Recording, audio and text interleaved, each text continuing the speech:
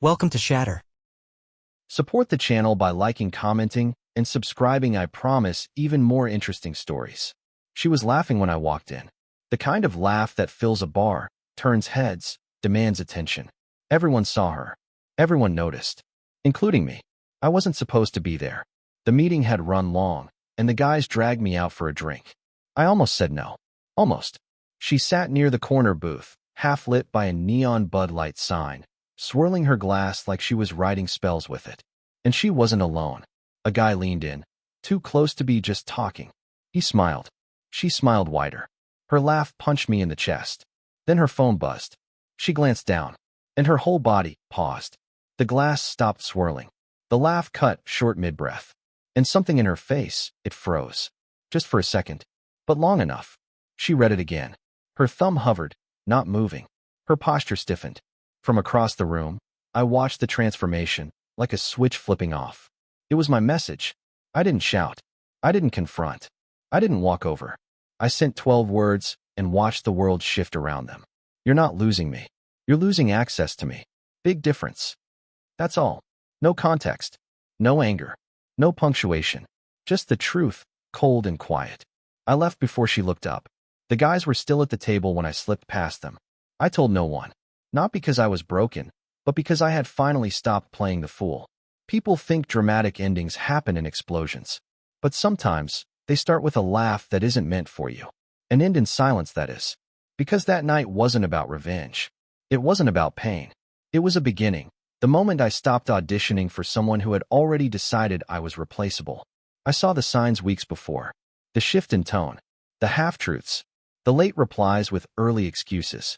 You don't need proof when you already know, but I had it anyway. I didn't make a scene. I made a decision. And that text? That was the beginning of my cold exit. No door slammed. No words wasted. Just absence. Strategic. Calculated. I'd been the convenient one long enough.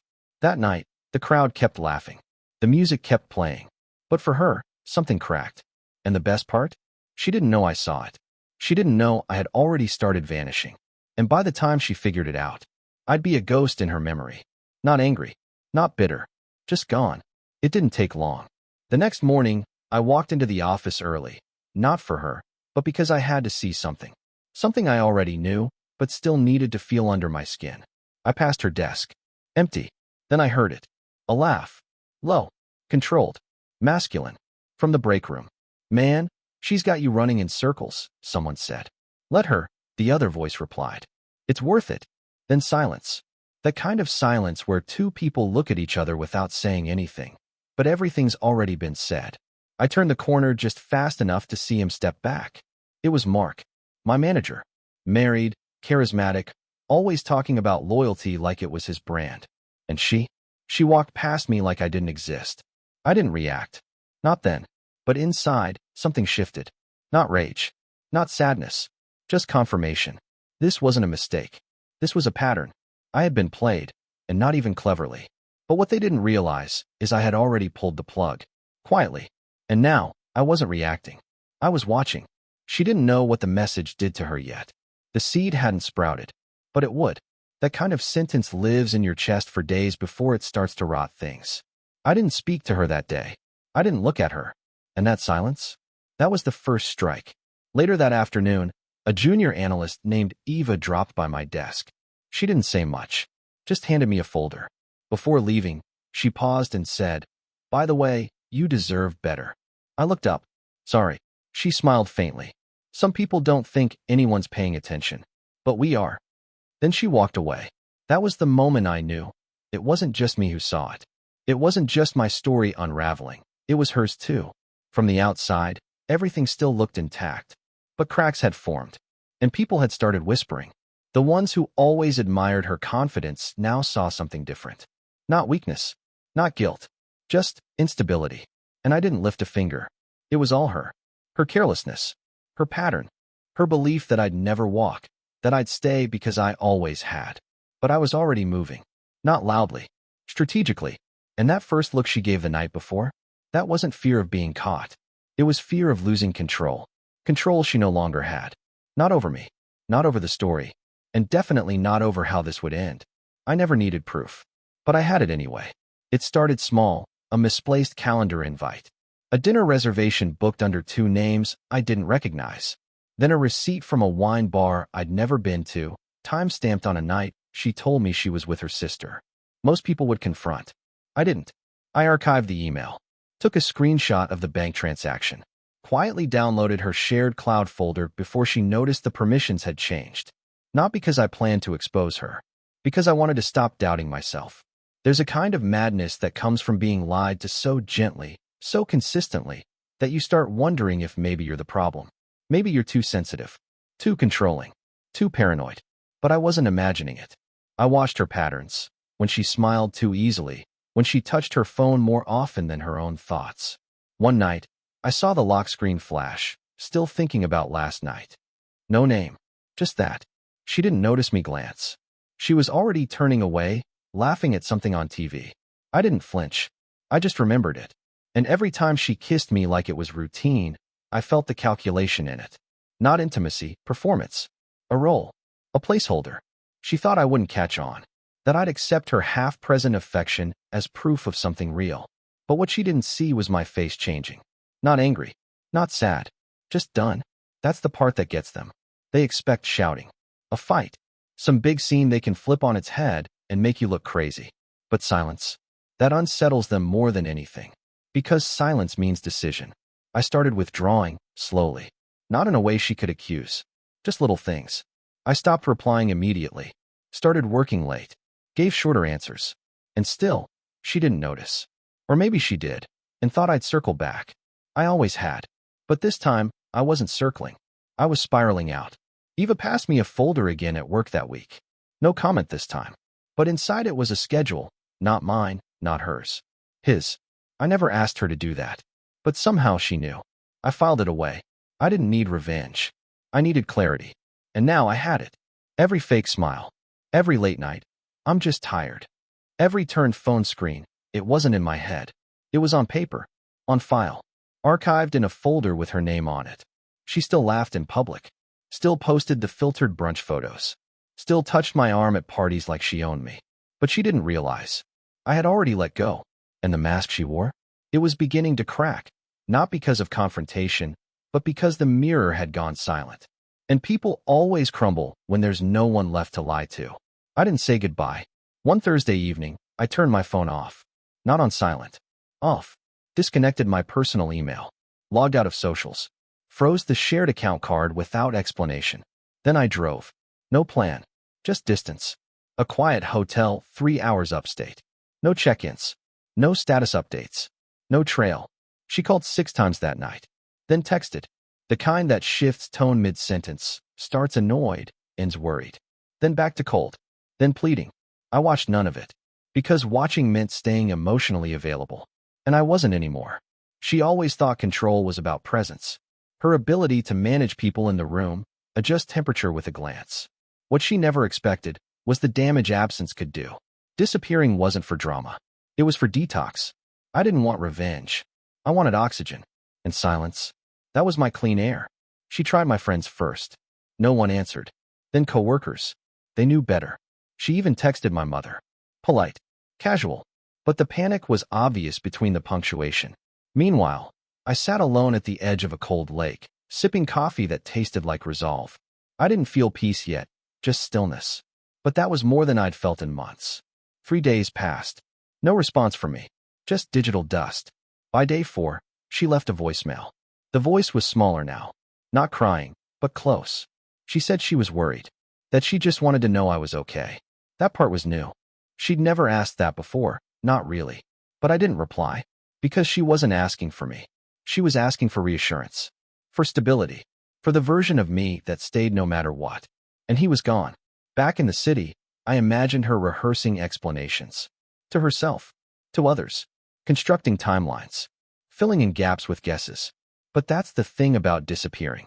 You don't just leave a space behind. You leave questions. And people hate questions they don't control. Her world had always been built around predictability. Who admired her, who chased her, who waited when she pulled away. But this wasn't a break. This was absence. No announcement. No fight. No note on the fridge. Just nothing. And nothing is louder than words when you're used to being heard. I didn't post anything. Didn't hint at freedom or healing or new chapters.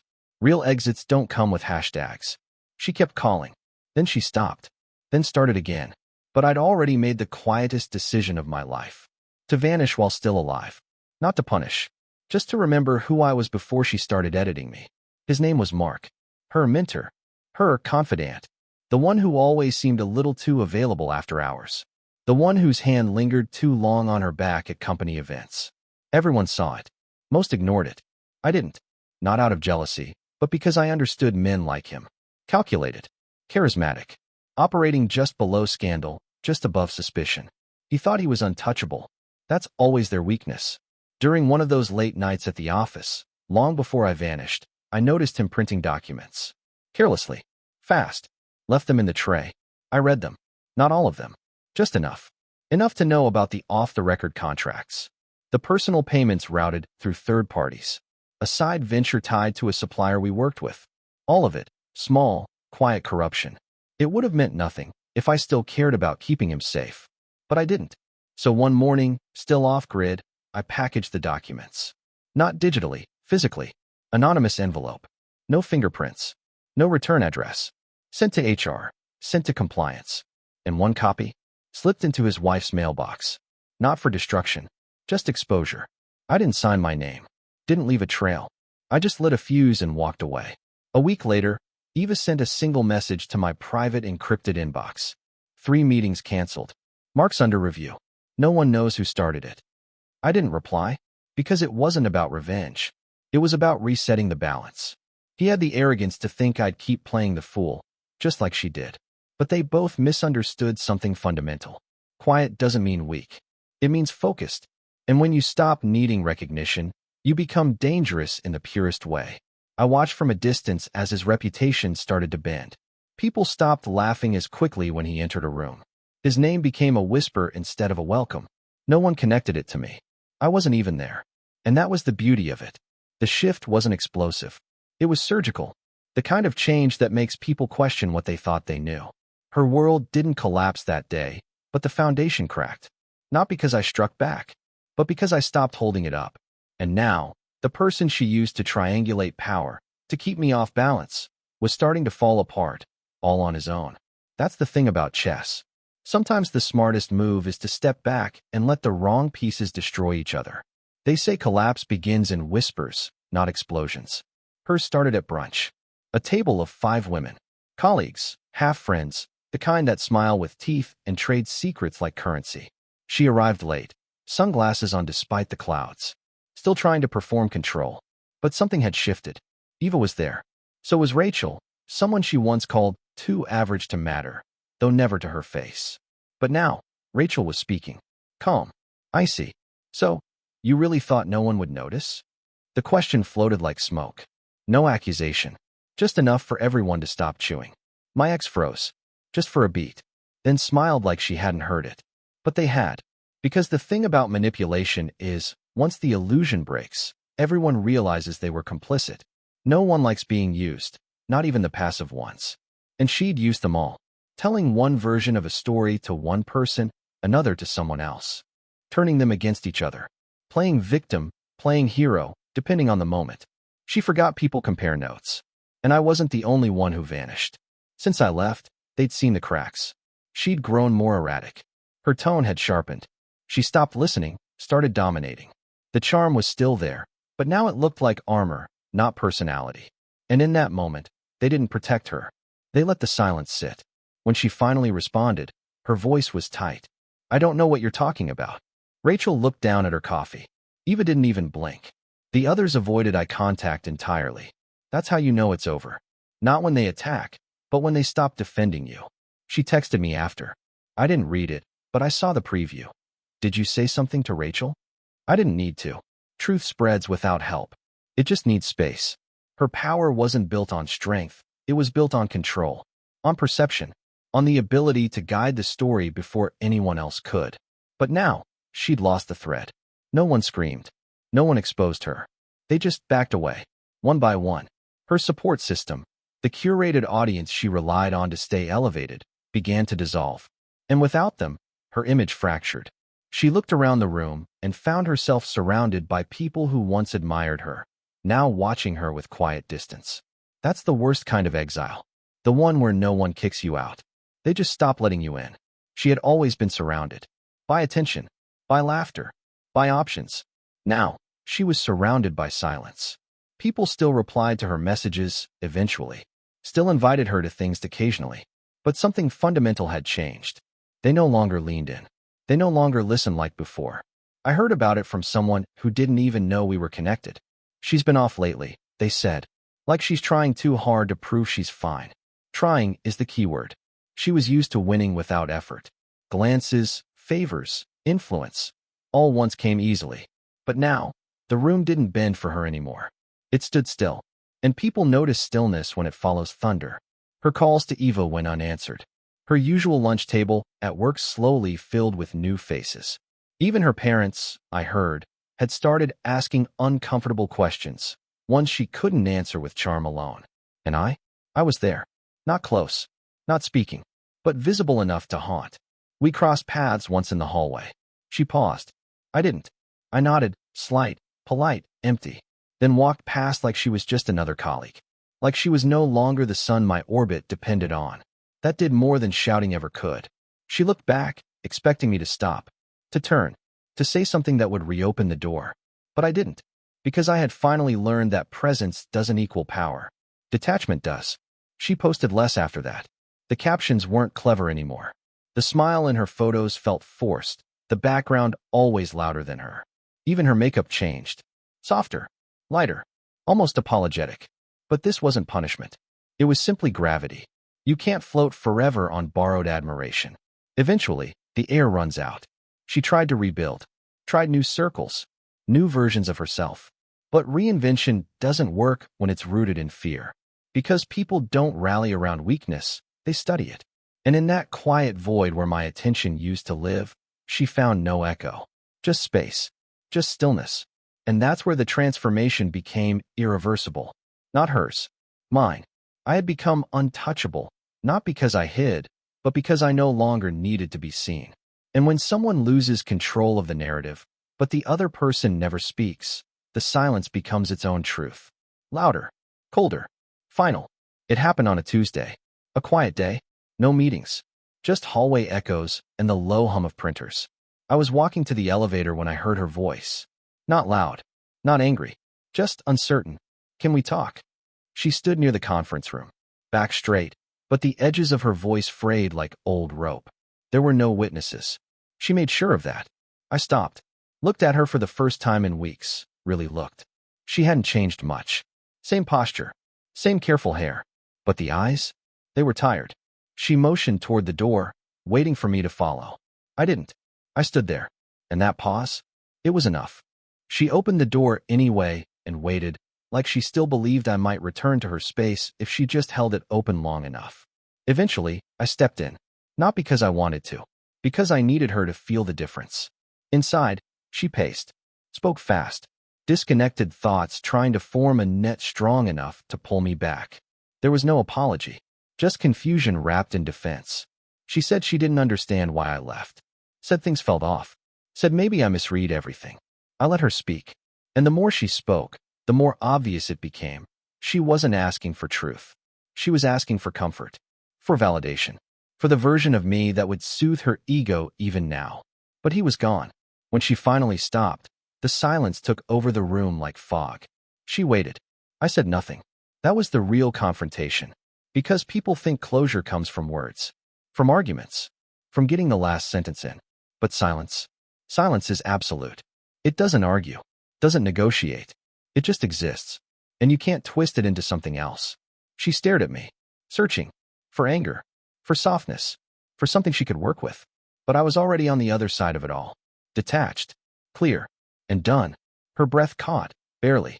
She looked down, then back up, like she wanted to ask something but couldn't figure out how. Eventually, she said the one sentence I knew she'd say. I just want to understand. But she didn't. She wanted access. And the difference between understanding and access is control. I stood up, walked to the door, and before I left, I finally spoke, the first words in weeks. Understanding isn't owed. It's earned. Then I left. No slamming. No final look. Just absence. The only response she hadn't prepared for. Collapse doesn't look like a breakdown. It looks like pretending harder than ever and watching it fail. After the confrontation, she started trying again. Posting curated photos. Brighter filters. Longer captions about healing and clarity. Smiles stretched like tape over a cracked surface. But people weren't buying it. The eyes don't lie, not in real life, and not on camera. She'd lost the room. At work, her voice no longer carried weight. The once loyal peers avoided her gaze in meetings. Her suggestions were met with polite nods and no follow-through. Even Mark was gone, officially on leave, though everyone knew what that meant. The circle she'd built around herself had collapsed inward. I never said a word. I didn't sabotage. I didn't spread stories. I didn't have to. She did it all herself. Not through one action, but through years of forgetting that charisma isn't immunity. And now the consequences had finally caught up. She reached out again, twice. The first was a photo. A place we'd been together. No message. Just an image. The second was a longer text. It started controlled, but spiraled into fractured thoughts. Words like regret, misunderstood, hope. I didn't open either, because engagement would mean acknowledgement. And she didn't deserve that anymore. She didn't lose me because of him. She lost me because when I was standing right in front of her, she made me invisible. Now it was her turn. I passed her in the parking lot one evening. She stood by her car, keys in hand, looking at something on her screen. Maybe old photos, maybe just blank space. She looked up. We locked eyes. And I saw it. Not anger. Not manipulation. Loss. The real kind. The kind you feel when you finally realize something was real, and you can't get it back. She didn't speak. Neither did I. Because there was nothing left to say. That's how collapse ends. Not with noise, but with the quiet recognition that someone who once showed up for you, over and over, is now unreachable. Not because they hate you, but because you trained them to walk away. She had built her world like a stage. Scripted, lit, applauded. But now the lights were off. And the only thing left? The echo of her own voice, bouncing back to her in a room no one else entered. It ended where it began. Same cafe, same window seat, same half-light filtering through the blinds. I wasn't there by design, just habit. Some routines outlive people. She walked in 20 minutes after I did. I don't know if she saw me first or if she hesitated outside. But she entered, slower than usual. No performance. No mask. She looked small. Not weak. Just real. She spotted me, paused, then approached. I didn't move. Didn't gesture. I just sat there, fingers around a coffee mug gone cold. When she reached the table, she didn't ask to sit. She stood there for a moment, like she was waiting for something to unlock. But nothing did. I looked up. Not hostile. Not warm. Just neutral. That's what startled her most. Not the anger, the absence of it. She opened her mouth, then closed it. Struggled with the weight of 1,000 untaken chances. Then finally, a whisper, barely audible. I didn't think you'd really disappear. I met her eyes. And for the first time, I let her see who I had become. Not the version she once shaped. Not the man who bent to her silence, or waited for her storms to pass. But the man who no longer owed her closure. Because that's the thing people never understand about disappearance. You don't go to punish. You go to protect the version of yourself they were killing slowly. She blinked once, twice, then whispered, "Was I really that easy to let go?" The question landed somewhere between guilt and disbelief. Like she still couldn't compute the possibility of no longer having access to someone who once showed up without being asked. I stood, not in anger, not to storm out, just to leave. No farewell, no last dig, no cinematic line meant to echo forever. Except one. I looked her in the eyes, clear, calm, unshaken, and said, "I didn't disappear. I just stopped showing up where I wasn't respected." Then I walked away. No music played. No one clapped. Just the sound of my steps fading behind her. And maybe, just maybe, that silence will follow her longer than any words ever could. Because some endings don't need a door slammed. Just one left gently open that you never walk back through. Real men don't explode. They exit. Subscribe for more power stories.